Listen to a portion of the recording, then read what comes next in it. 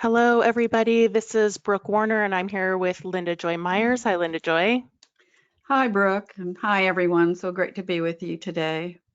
Yeah, we're so grateful that we're doing this today. All of these classes that we're having over the course of these next few weeks were thought about long before we're in the current crisis that we're in. And more than ever, Linda Joy and I were talking as we were getting ready for tonight about the power of voice and also just how valuable it is to have one another, to be writing in community. And so we're thinking about that and thinking about all of you out there tonight as we lean into this class. Yes, and one of the things that I was thinking of is how we're all part of kind of a history of storytelling for millennia, stories around the campfire, stories of what's happening and what people want to have happen and what they're afraid of, which is part of what people are going through now, have been part of our human history for, like I said, for millennia. And so all of you are participating and keeping stories alive, and we're so happy to be sharing some of what we've learned with you tonight. Yeah, absolutely. And so thank you guys. Some of you are saying hello in the chat window or the question window rather, and we welcome that. It's fun to see familiar names and also to see where you're calling in from. I believe the vast majority of the country is at least on some kind of quarantine that is being requested, if not formalized. And so here we are joining from Mhm. our homes and writing in place. And we're going to Correct. get into talking about voice, the most elusive skill every memoirist can harness to become a better writer, and very much looking forward to what we have to share with you guys tonight. So, here we go. What is voice? So, voice is a lot of things, and I just decided that to start tonight, I would capture some of these ideas that are from people that are familiar to you, some of them, maybe some of them not, one of them me. But let me read these. Marilyn Bosquin, some of you may know her, wrote, "Voice is the spiritual essence of oneself." Vivian Gornick wrote, "What happened to the writer is not what matters. What matters is the large sense that the writer is able to make of what happened." Now, Linda Joy and I teach about that concept a ton in our 6-month class, how important it is that sense making, which is voice. And we're going to talk about that tonight. My quote here is, "The question is not whether you have a voice or whether you need to find your voice. The question is whether you will give yourself permission to set your voice free on the page." And I think that's, really summarizes in a lot of ways our belief system about voice, because when you take classes, many of you may have had a class or writing class where someone said, "There's no voice," or "Where is your voice?" or "You're still working on figuring out your voice." That is all kind of wishy-washy to me, this idea that suddenly your voice is going to appear, or if you work hard enough, your voice is going to be found. And we want to dispel that myth, I guess, tonight as we're talking about what voice is. Danny Shapiro eloquently said, "Voice is courage." And Julia Cameron writes, "Finding our voice has to do with finding our safety." And I love that. We're going to talk about readiness and permission tonight, because truly your voice is uniquely you. You guys, when you're comfortable in conversation and speaking to loved ones or catching up with someone that you care about, your voice is there. It's how you articulate yourself. It's just the essence of who you are. As Marilyn says here, the essence of oneself. Paul Balzer writes, "Your book's personality. Voice is your book's personality." And I like that one as well. And then Brian Kelms wrote, "Voice is like your book's fingerprint," which is kind of a similar sentiment, which is, to say it's unique, it's you.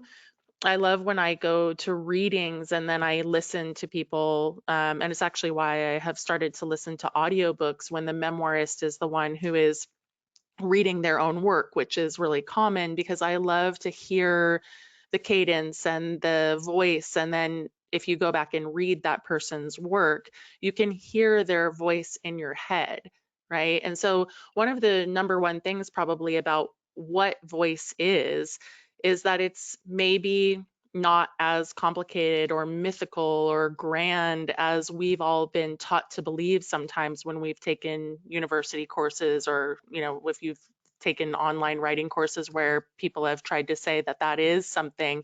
And while a lot has been written on voice, sometimes people avoid teaching about it because, as we said, it's kind of elusive. It has that quality to it, like, well, what is it even? And so we're saying, okay, look, here's what it is. It's all of these things that do, of course, feel a little bit intangible in a sense.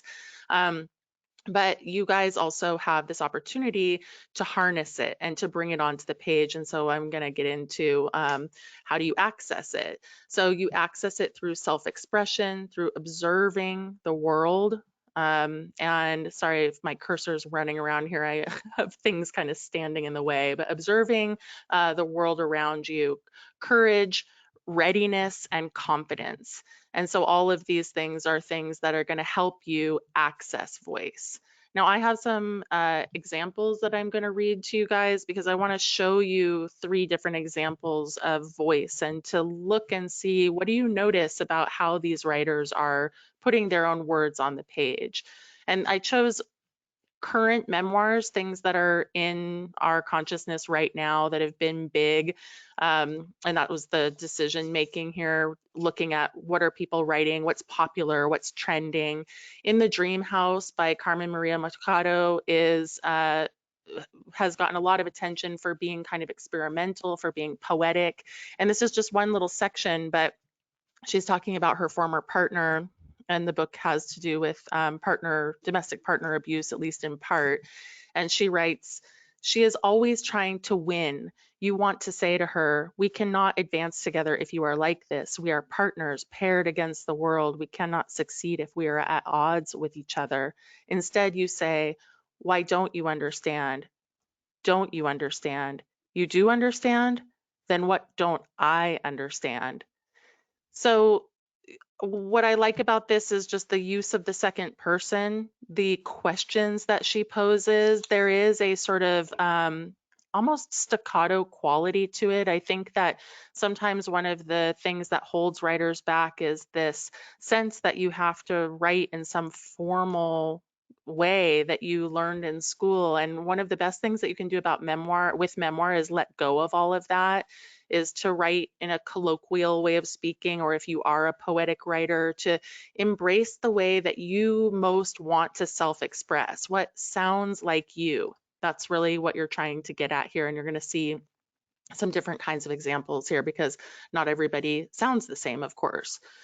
Know My Name by Chanel Miller, which I highly recommend. It's beautifully written. This is when she realizes that she was sexually assaulted. So I'm sorry for the kind of hard content, but I also think that sometimes looking at hard content is a good moment. This is the moment of the book where you kind of go, this thing happened. Okay, so she writes, later, I was at my desk, sipping a mug of coffee, scrolling through a sandwich menu for lunch. I clicked back to the news on my homepage, saw Stanford athlete, saw raping, saw unconscious woman. I clicked again, my screen filled with 2 blue eyes and a neat row of teeth, freckles, red tie, black suit. I had never seen this man before. Brock Turner. I read he had been charged with 5 felony counts. I do not list them all here, but the one includes sexual assault with a foreign object. Too many words, jumbled together. Read it again, slower. I typed into Google, what is a foreign object? The panic was quiet and slow.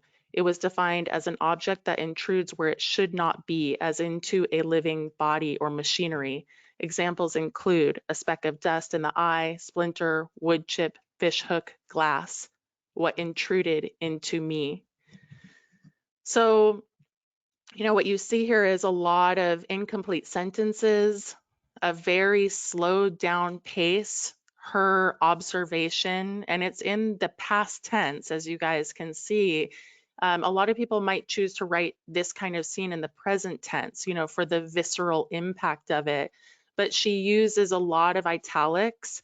When she Googles what is a foreign object, it's not a question mark. There's a lot of conscious choices here and kind of short sentences. And so again, this is really a powerful moment in time. And when you guys are thinking about how you want to unfold something on the page, she's not necessarily following the rules of grammar. You know, she's not writing perfect sentences. She's writing an experience and the sense that she made of her experience in this particular moment in time.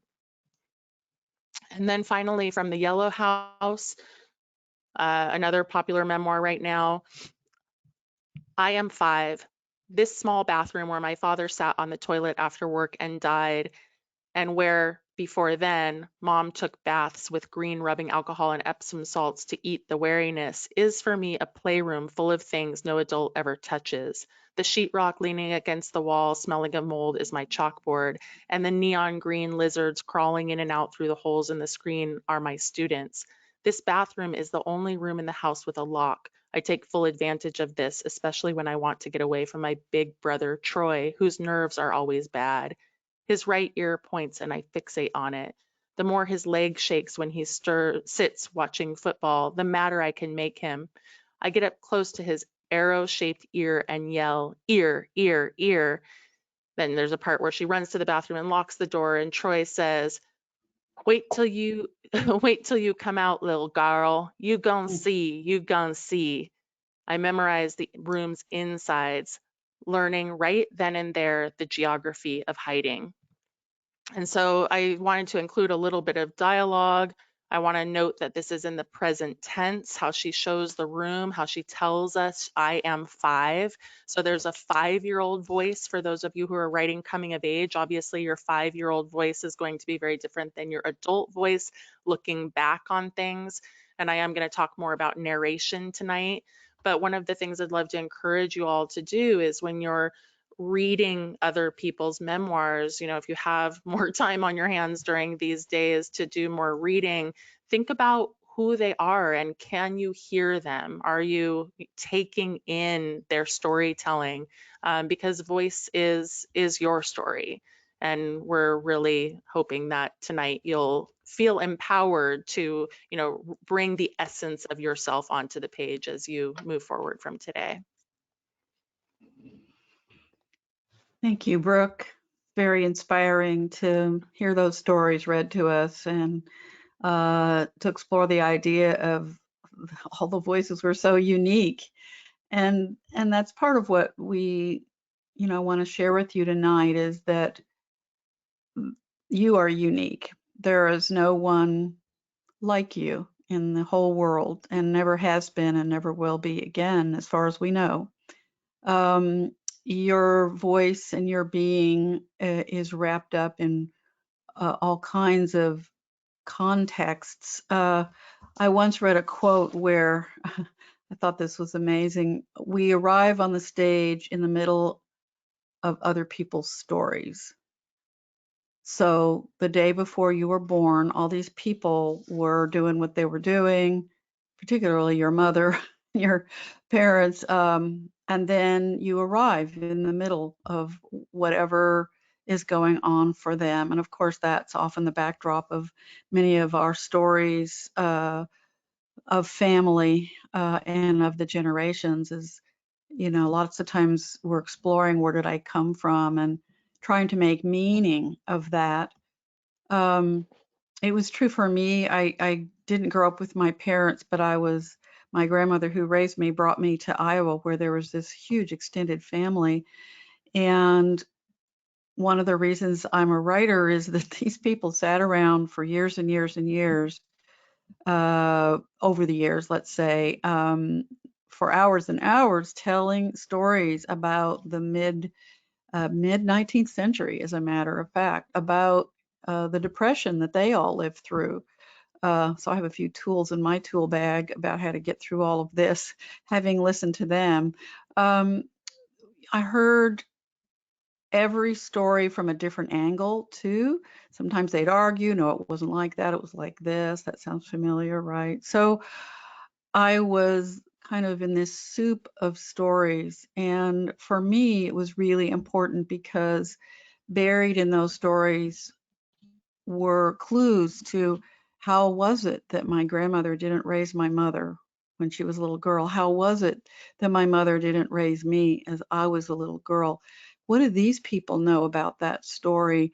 How many other stories are like that or different from that? I was always trying to understand that. And so, one of the things we may do, each of you in your own way, tune in to the ancestor voices. Maybe you're lucky enough to have somebody's diary. Maybe you're lucky enough to have a documentation or handwritten memoir or whatever it might be from other people in your life.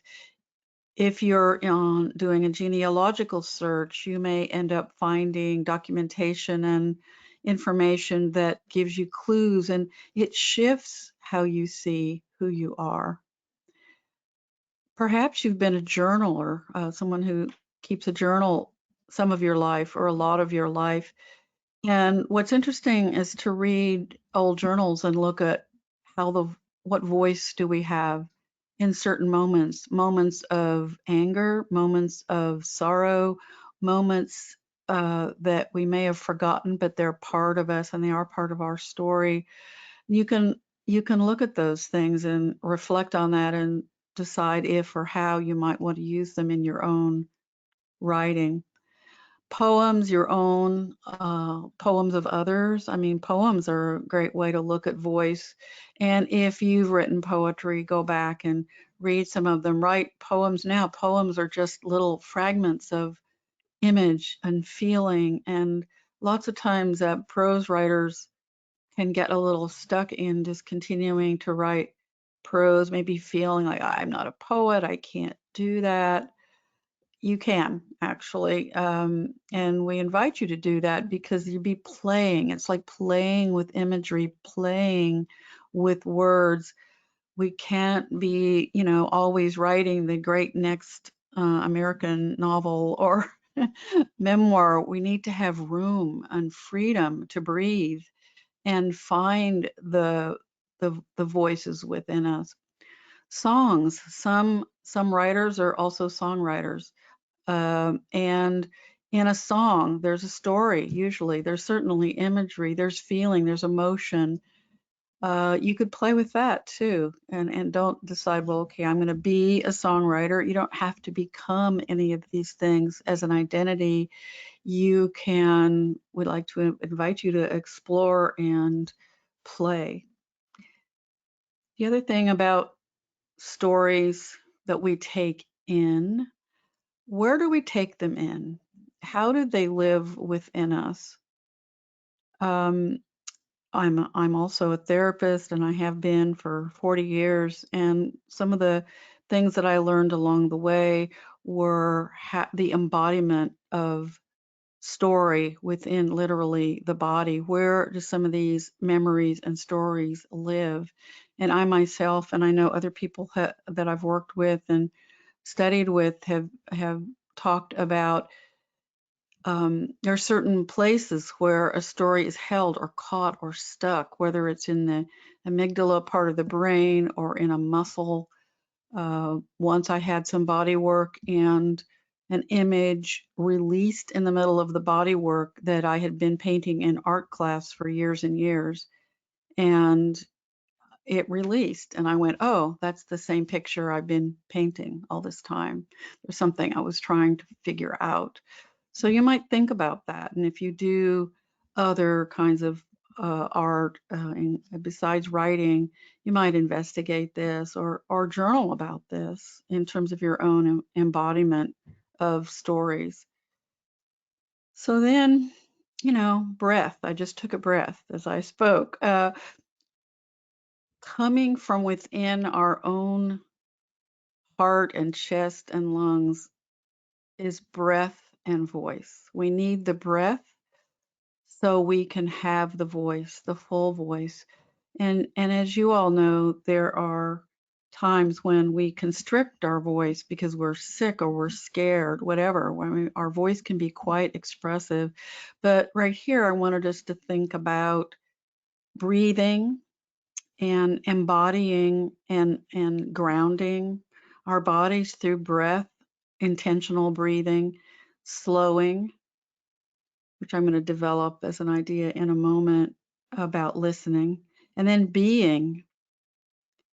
We need to be being within our own selves, within our body, within our mind, within our soul, so that we can you do the next slide? So that we can listen deeply to what it is we might want to express. And this listening comes first. This is deep inner listening. I have an example of that. About 3 years ago, I wrote a second memoir. I was working on a second memoir, and I wrote it all out the way I thought I wanted it. Although about 3/4 of the way through, I started to feel like I was a little off track, but I decided to go as far as I could. And finally, at 85,000 words, I went, oh, the voice is wrong. I mean, I wasn't thinking about voice. I wasn't even focusing on it, but I could feel it. It just wasn't the right cadence. It wasn't right. I couldn't explain it too well, except I knew it wasn't going to work and I wasn't going to be able to finish it. So I quit writing it. I shut the book. I put the work aside, and I told myself I wouldn't write until I heard and felt the voice that I needed. And I thought I would recognize it, likely.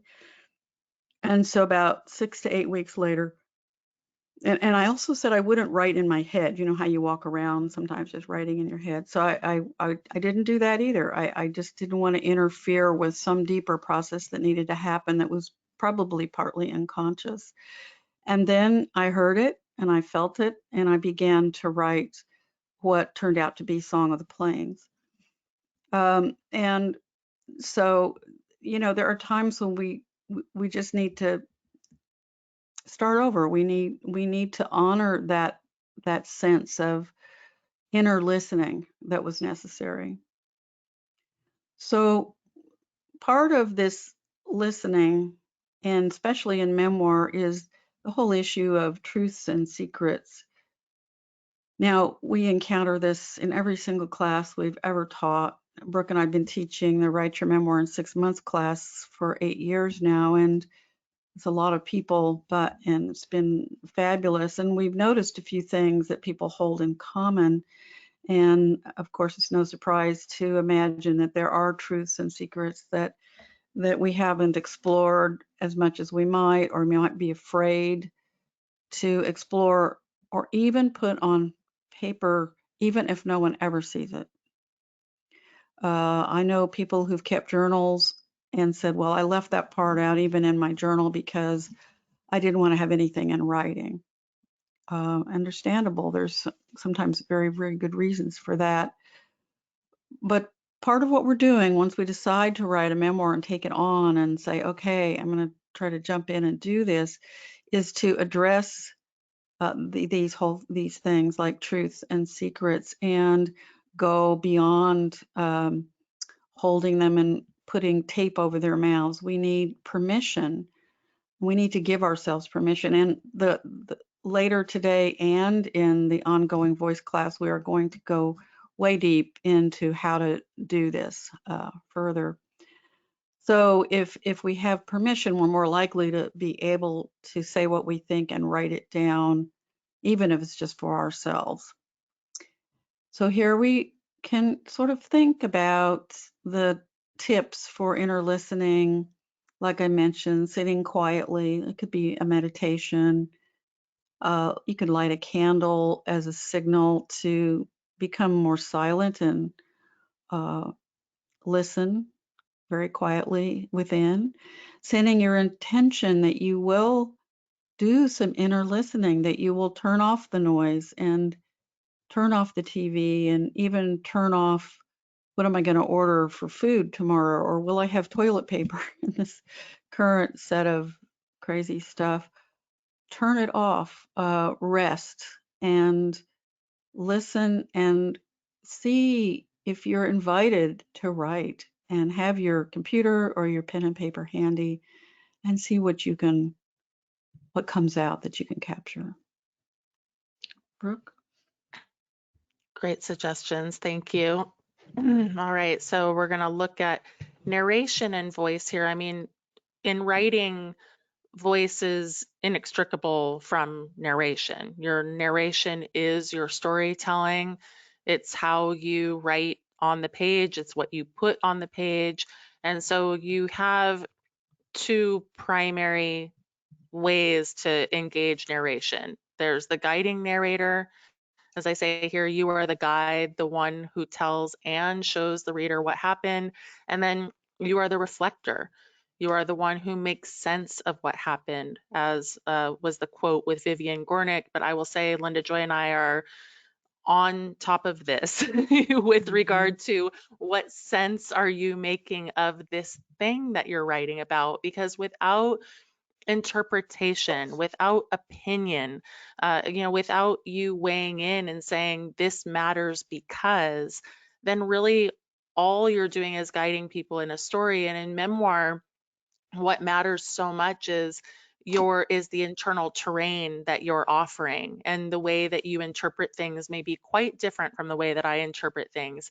And I'm reading your story to figure out, what does that look like? What is your experience of things? And then you might shine light on something in a way because you interpret things differently, because your opinion is different, and also because you've experienced things that are different from what I've experienced. And I'm looking to understand, what does that look like and what does that mean? And then that deepens my experience. It deepens my lived experience through you.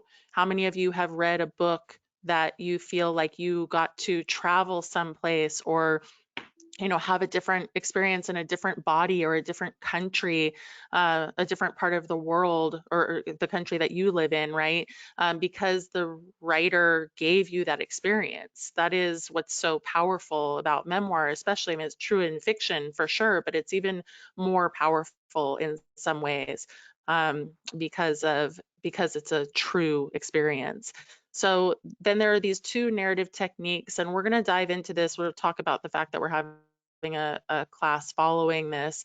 Not all of you will be there, of course, but there are these narrative techniques to choose whether to tell your story in a more immediate or more distant way. Sometimes that's through tense. Sometimes it's through how short or long your sentences are. Sometimes it's just simply the way that you tell the story, your closeness to it, or how much you choose to be removed from it. You get to move the lens for the reader up close or distant. So you have a lot of different possibilities when you're sharing your story, for how you tell and how you use the narration and what your voice sounds like.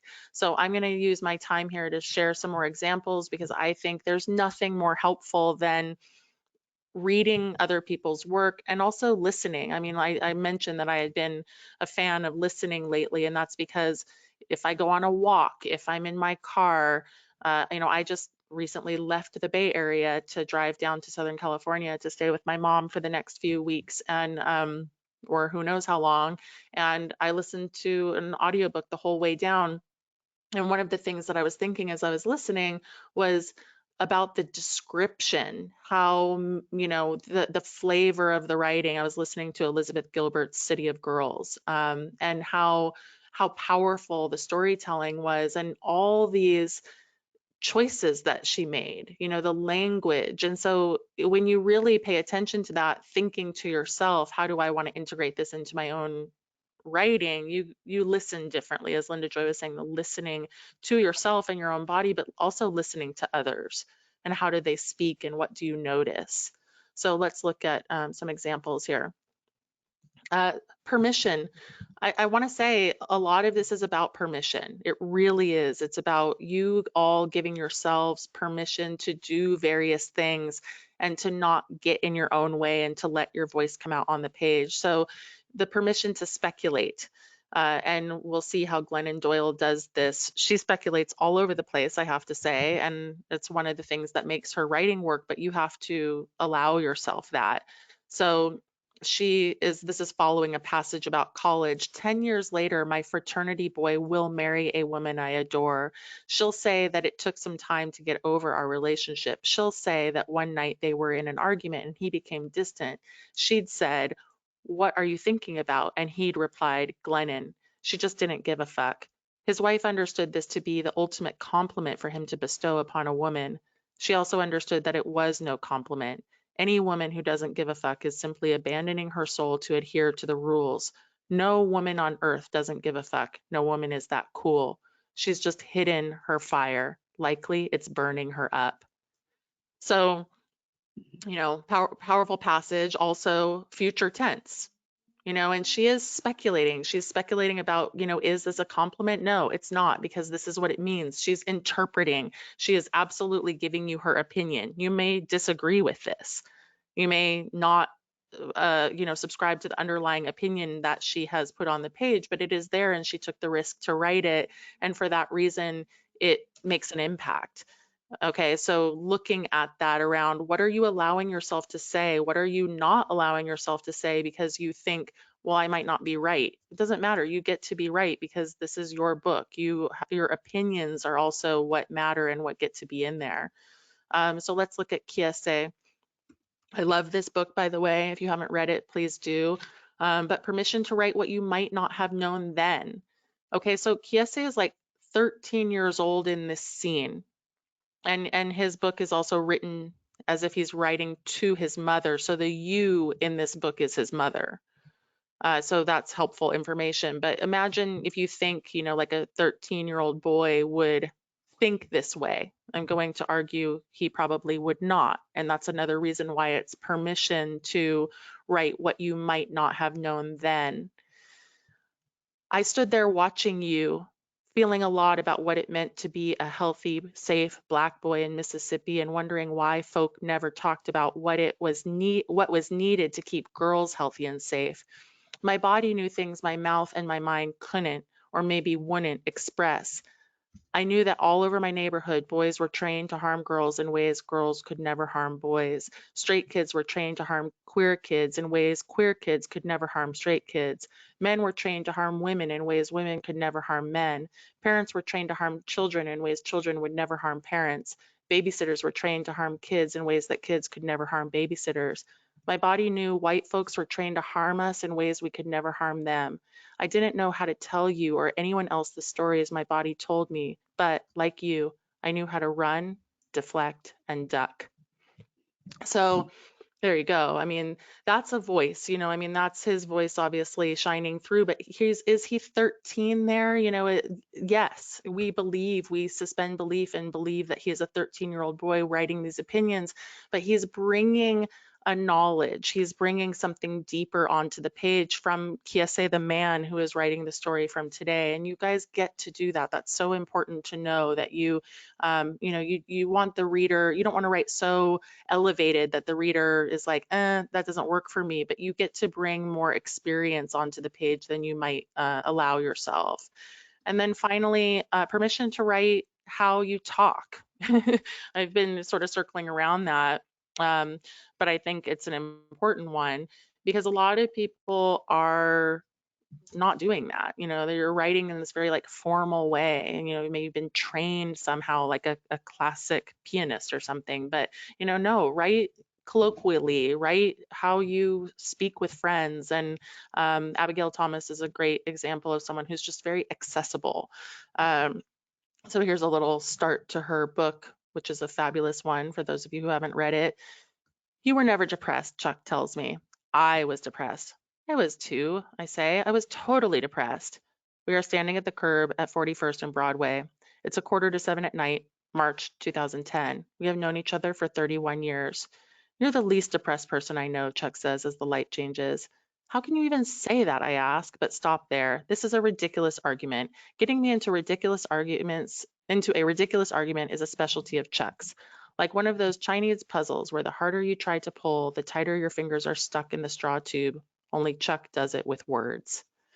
And so I have to say, I love Abby. I interviewed her on my podcast. For those of you who want to listen to her, she is very fun. You can go and look at the archives for Abigail Thomas, and Right Minded is my podcast, and Kiese is on there as well. If you want to listen to him, he also has a wonderful voice. But that's the thing, is like appreciating people's voices for what they are and how they speak, and beginning to appreciate your own voice. Record yourself, listen to yourself. And if you're not used to listening to yourself in the beginning, it's weird, but over time you can come to actually like your own voice, love your own voice. And I think that can be a big game changer, in terms of trusting your own voice.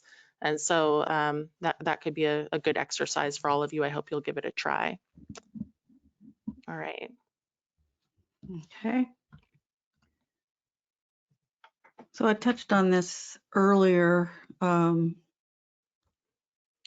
that we, if we're writing our story and our truth, are going to feel, well, if you write anything, you may feel insecure, or do you have a right to write whatever it is that you're writing?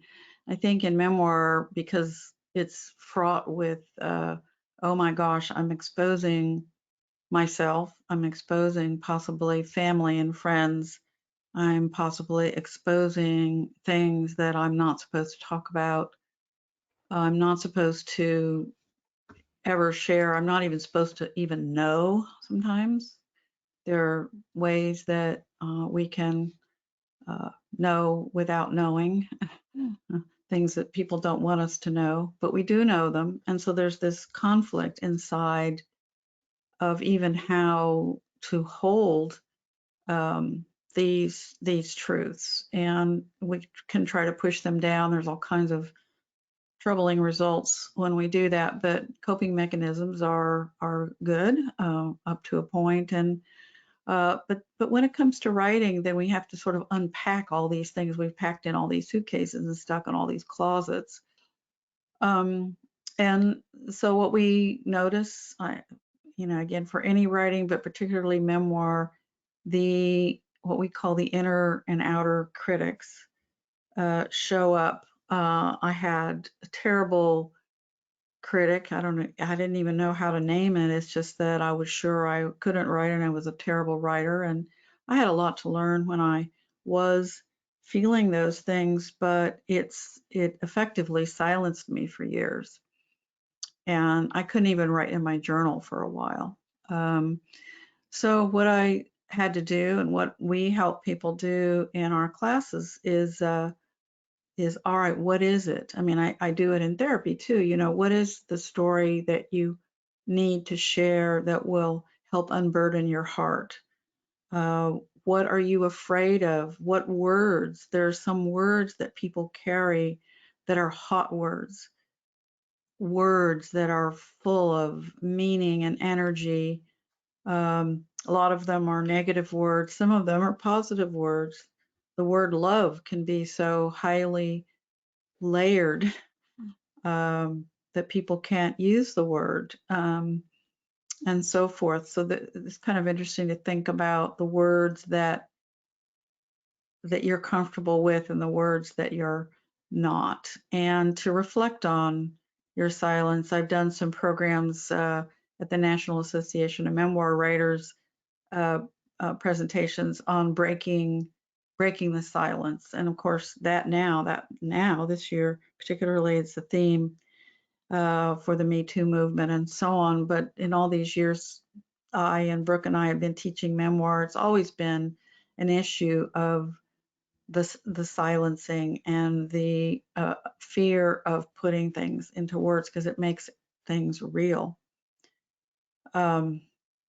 So the inner critic is often, this is kind of how we look at it, often the kind of the voices of doubt, often the voice of shame. We're going to go further into this if you're in the longer class.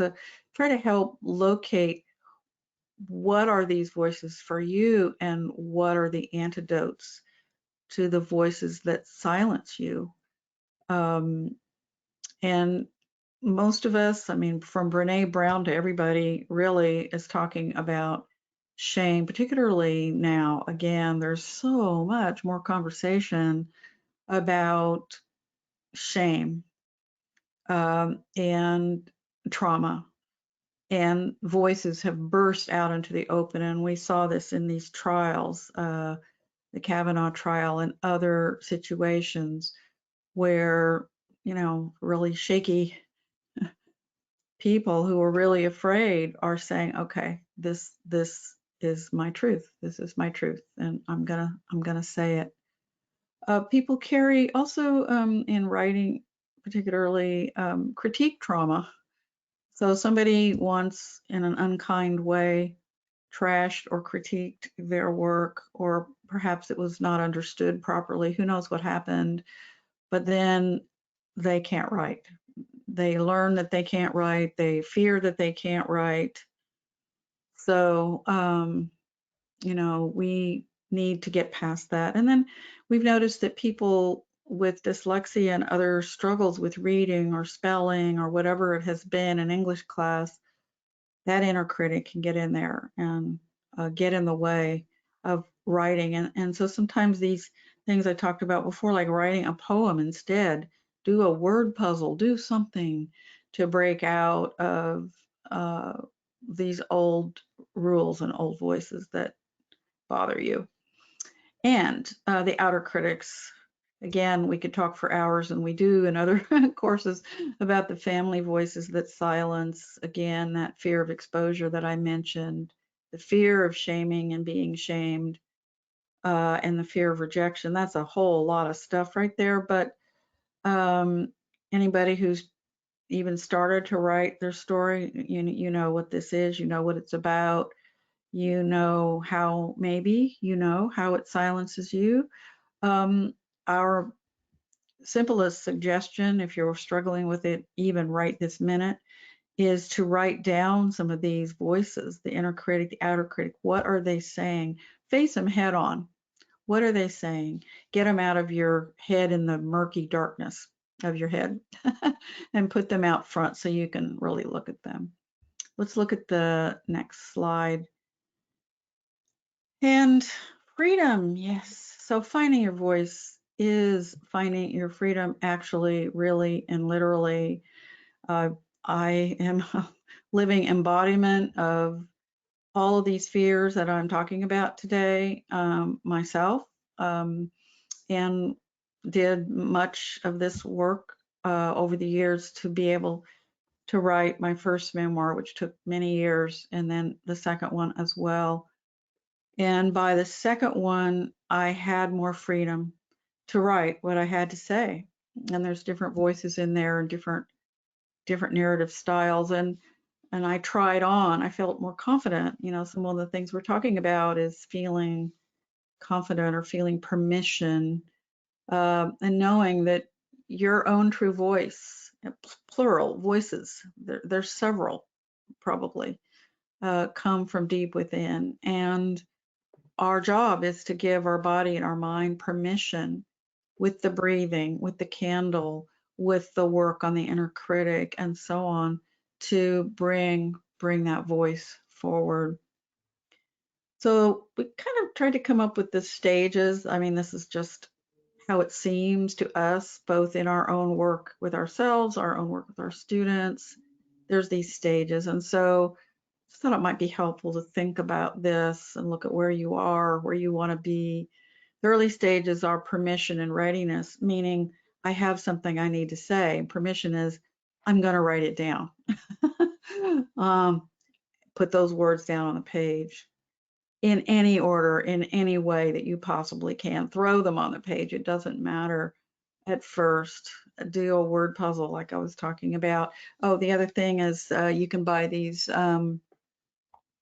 poems with little magnets that you can put on the refrigerator. That's a lot of fun. You can play with words that way.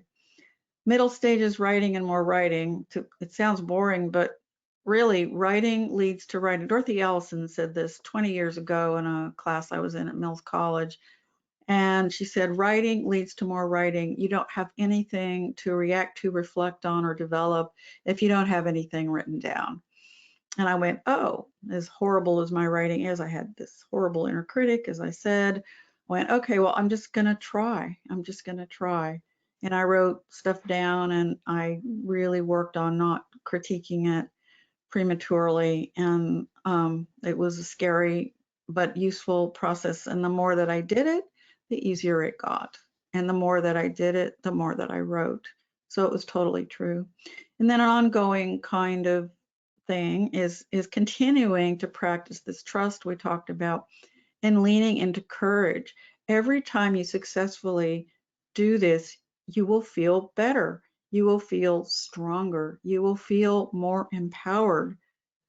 It's a step-by-step thing. It's learning how to let yourself have this, to give yourself the gift of this freedom.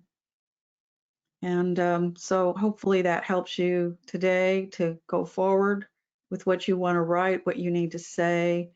And Brooke, I'm going to hand it over to you. Yeah, thank you, everybody. Thanks for that, Linda Joy. So we're going to move into Q&A, and also for those of you who have done our free classes before, we do use these as an opportunity to tell about what's coming. So this is kind of unprecedented, as you guys know. I mean, we're all in this bizarre, surreal experience that none of us in our lifetimes have been through. You know, I think people, the only comparable thing people are saying is the flu of 1918, and none of us Mm. were alive. So, you know, unless we have a 102-year-old on the call.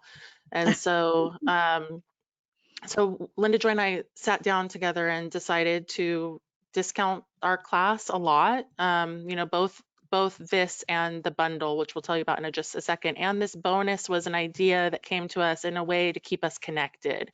So class doesn't start until May 5th through 26th. It's a 4-week class on voice where we'll be talking about all the things you see there on the slide at the bottom of the little bullhorn there: evolution of voice, self-expression, finding your courage, the art of narration. But we are also going to hold these Zoom sessions, which will be completely you know, participation based. You don't have to come, but we will be holding them for people who register for this class on these 5 dates on Mondays at the same time. And the purpose will be to write together. We will lead with some samples of voice, kind of similar to what we did tonight, to talk through, here are some different writers, here's who we're paying attention to right now, here are some people who have interesting voices. And then we will give a writing prompt and we will write together. And since it's Zoom, for those of you who have been Zooming this week, I've been Zooming a ton, we see each other, you know, so we'll be together. So we thought this would be a nice offering. You know, it obviously is 5 additional hours, which is kind of crazy, but it is just a space to be together. And then we'll teach the class. So we hope that this will appeal to some of you, you know, to have an anchor for the next potentially, what's 5, a lot of weeks. My math is coming in hand here, 9 weeks. Yeah. And so that is just a gift that we wanted to give to everybody as an, you know, an opportunity to be together. We hope that seems interesting to some of you. There are my little alerts coming up there. I forgot to turn those off. And then we also have the bundle, which is for those of you who are interested. So we've also slashed the price on this. We've done this very intentionally. We know that people are freaked out about money. We know that it's a strange and upending time. And we also have these events happening in May that we're very excited about. And so this one is with Elizabeth Gilbert, you know, so she will be with us talking about memoir specifically. Joshua Moore, who is a friend of mine, and I adore him, and his writing is beautiful, and he's particularly good on voice. Aliyah Hannah Habib, who is an agent in New York who represents memoir. And so we're doing this day. And so if you want to sign up for both classes, that is our slashed price. Yeah, So we thought about this obviously a while back in the sense of we always like to have a spring memoir event. We have for several years in a row now. Who knew that it would all end up being the way things are now? But it's even more important for writers and storytellers to have their time for their story on the page. And we, oddly enough, have possibly some extra time at home where we can write and where we can take classes. And so we hope you will be able to join us for both of these. Yeah, and I'm leaving this up because a lot of your questions, if you look at the slides, are answered just with regard down here at the bottom of the bullhorn is where the classes are. But I'm sorry, I didn't put the link, which is ridiculous. It's at magicofmemoir.com. That will obviously come in the follow-up, but that's one very big missing piece here. So magicofmemoir.com, we'll be putting that in the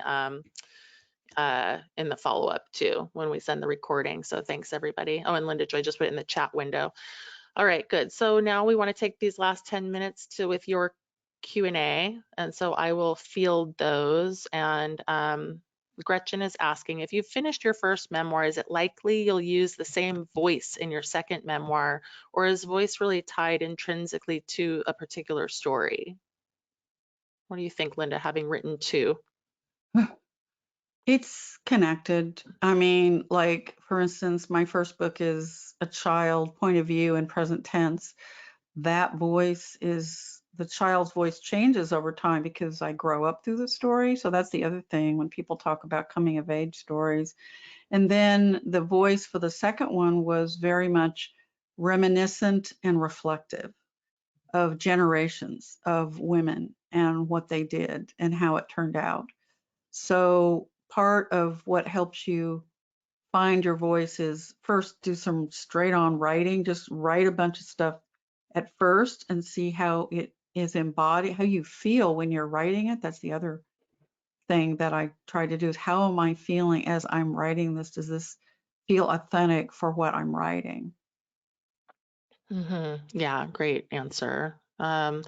And Linda's asking, what is the fine line between writing your truth, giving yourself permission to be free with sharing your story, and knowing someone will be hurt, right?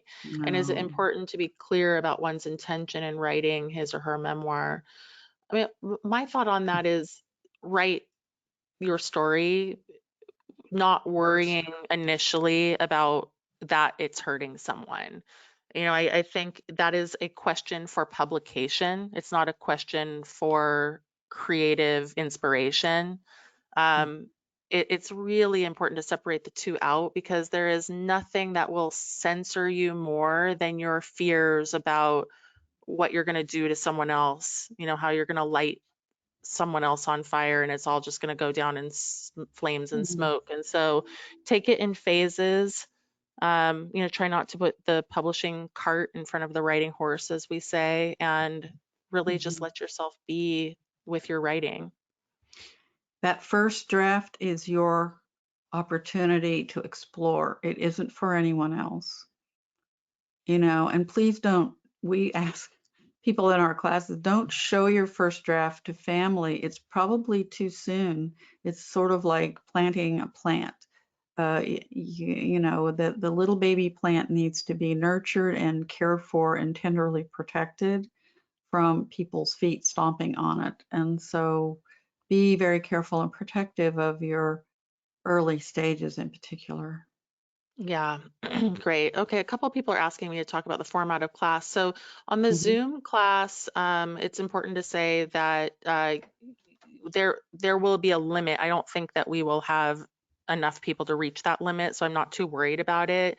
If it we'll figure it out though. So in Mhm. terms of the format, for those of you who have Zoomed, you'll log on to a Zoom chat room and we will be there together and we will write together. There is not going to be the capacity to share the writing in that space because it's not going to work. It's just to be community, to get together as a community and to write and to share. So there's that. In terms of it says, is it 99 for the 5-week sessions or the mastering 4-week intensive? What we're saying is it's $99. We're doing this crazy deal. We've never done this before. We've never even thought about doing this before, but these are unprecedented times. And what we didn't want was for all of you to be waiting until May to to start this. So that's what we're doing in the Zoom class. We're writing together, and I guess we could talk about it. I mean, we could certainly set up two Zoom rooms, one for sharing and one for writing. That would be easy enough to do if that's something that people want. So we'll talk about that. We'll figure it out as the signups come in. Okay, so let's see. A couple more questions are coming in from Gabrielle. I appreciate your psychological and spiritual approach to voice, but in my experience, voice is not there when I start to write. It develops in the process of writing, Mm. lots of writing, and the voice changes with each book. Yes. Well, you're going to have your early voice, your middle stage voice, and your later voice. I mean, your voice, I've seen people's voice change so much. Remember the part on writing and more writing? It does evolve. It's so true. Yeah.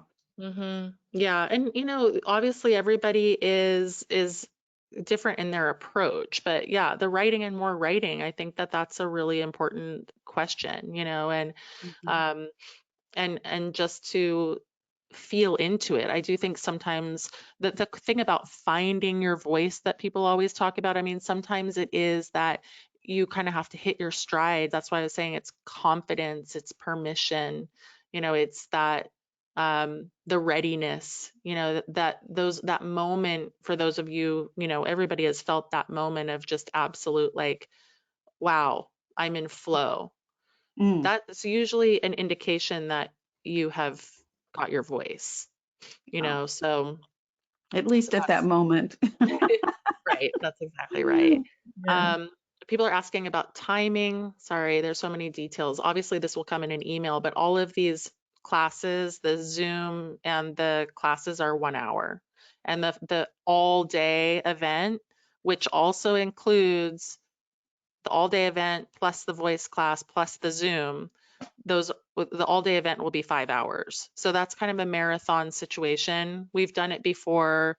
It's cool. You just set up your laptop, you come and go, you get the recordings, it's good. So and then people are asking about if they'll be credited. And yes, if you already signed up and you are like, wait, this is a better deal than what I already paid for, I will be crediting you. So sorry that I didn't note that earlier, but we had already talked about that. So Hmm. you guys aren't Right. reading my mind. Oh, um, all right, so let's see. Sorry, I'm trying to find my cursor here. There it is. There it is. Um, it gets lost sometimes. All right, Hmm. so let's see. Let's take one or two more questions. Yes, recordings are coming, everybody, so don't worry. All of that will come either tonight or tomorrow. If you are not getting your question answered, please email me. And let's see. Mary, you're asking if this class would be appropriate for a ghostwriter. I think any kind of writer, Hmm. Right. absolutely. If you're a ghostwriter, you're still having to find a voice. It's just that you're writing in you're trying to capture someone else's voice, but that's what an editor does. Hmm.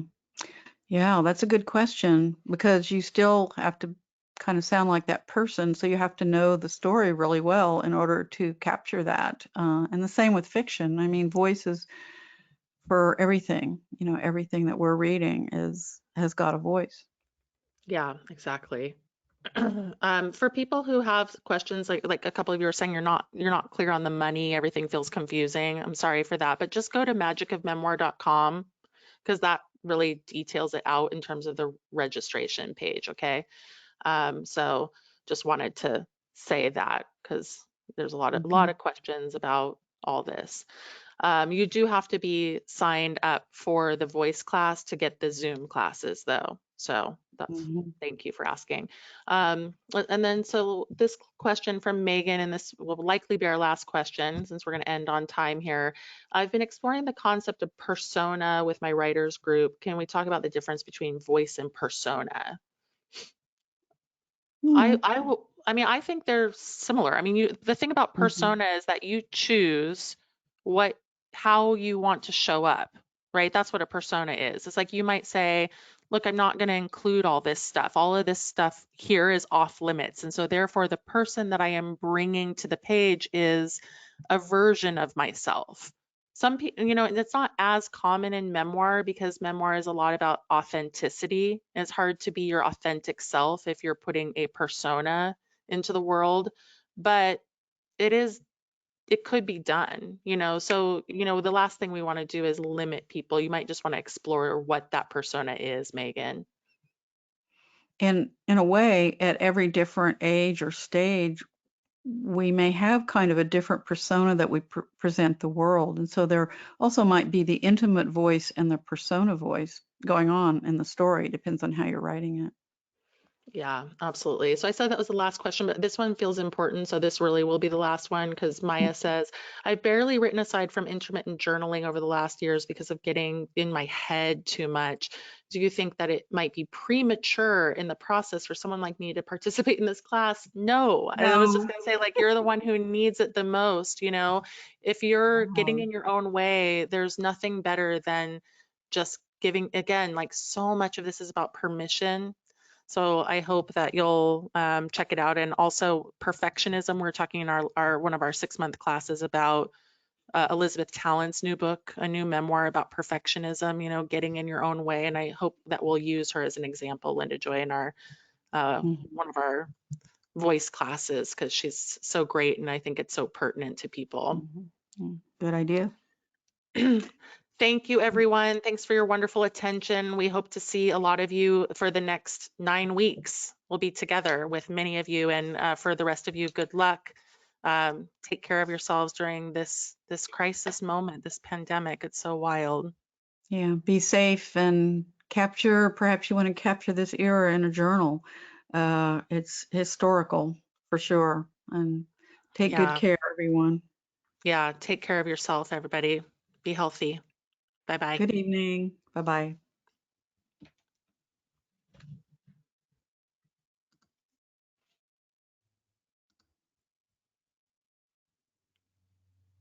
bye.